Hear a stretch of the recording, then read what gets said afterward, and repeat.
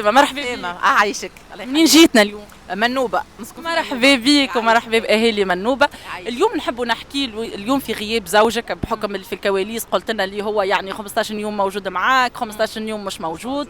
فوالا اليوم عندك زوج صغيرات ربي يفضلهم وربي يحميهم وتحية ليهم. اليوم كيفاش نجمت تتوفق في غياب الزوج وخصوصا في فترة المراهقة؟ والله شو نقول لك، معناها مركزه برشا مع بناتي، هما زوز بنيات لاهيه معاهم برشا، عباره صاحبتهم مش امهم. نحاول ديما نكون قريبت لهم، نسمعهم سورتو نسمعهم برشا. وفي نفس الوقت بوهم زاد الحقيقه مش مخليهم ديما معاهم بالتليفون.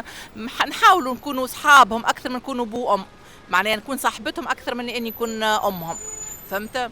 نراقب التليفونات ومش ديما تليفونات، الحقيقة عندهم وقت، مش ديما البورتابلوات والكل، سورتو الصغيرة جملة، الكبيرة ممكن خاطر تستحق شوية، أما وكهو هذاك كيما أي أم تونسية معناه. يعني في فترة المراهقة وفي غياب على بوهم هل إنهم يحكيوا نهارهم بالديتاي لبوهم ولا كيفاش؟ يحكيوا بالديتاي لبوهم كل شيء كي يروحوا القرايه اش عندهم مش ما عندهمش.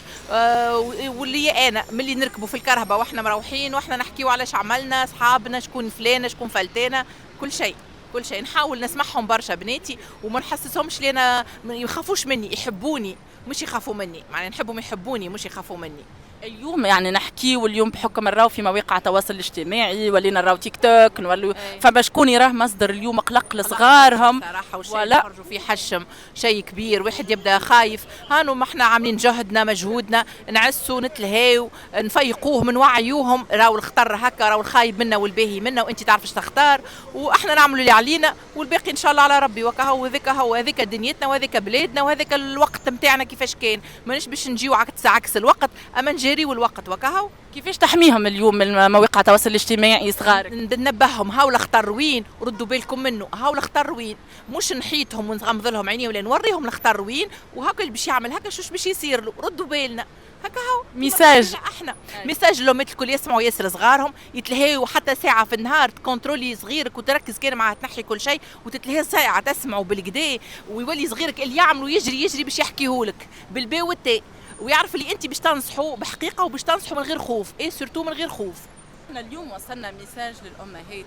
اليوم كما قلت انت هل انك انت اليوم كما قلت تعتبر مواقع التواصل الاجتماعي خطر يهدد صغيراتنا، خطر كبير يهدد صغارنا. هو كما ينجم يكون يعني كي تستعملوا بالكدا وتستعملوا في الصحيح هو حاجه تنفعك وتعرف بها الدنيا الكل وتعرف بها كل شيء، كيما ما تعرفش تسيء استعماله تضرك وتضر صغارك وتضر الدنيا الكل، معناها يلزم تعرف كيفاش تستعمل الانترنت والمواقع التواصل الاجتماعي، تعرف شنو تاخذ منهم، تعرف شنو تعرف وين تمشي باش تاخذ معلومه، باش تاخذ خبر صحيح، باش تاخذ اي حاجه، وكي نفس الوقت لازمك تكونترولي صغيرك باش ما يدخلكش في الحاجات الخايبه وتوريه اللي راك يعمل هكا هاو شو باش يصير له.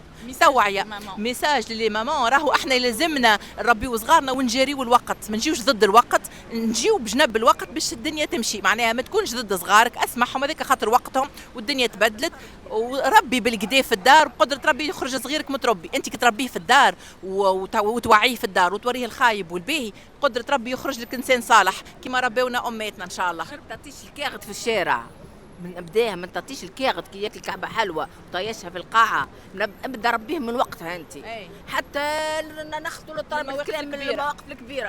انت اذا كان صغير كي ياكل ساندويتش يروح في القاعه مش مسؤول. نبداو بنظافه الشارع حتى نظافه الدار، حتى نظافه القسم، حتى نظافه المدرسه، هكاك يطلع صغير متربي ونظيف وعقله نظيف.